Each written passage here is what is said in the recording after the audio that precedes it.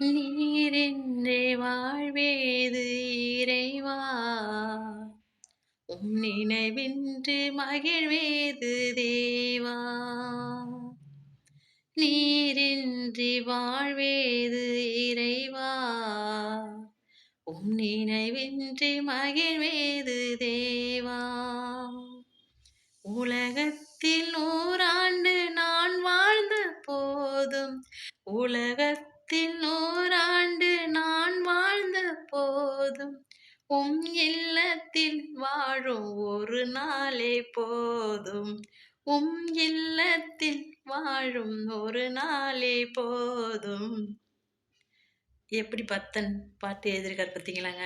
உலகத்தில் நம்ம 100 ஆண்டு வாழ்ந்தாலும் அதெல்லாம் சும்மா ஒரு தூசுங்க. அந்த வாழ்க்கை மறைந்து போயிடும்.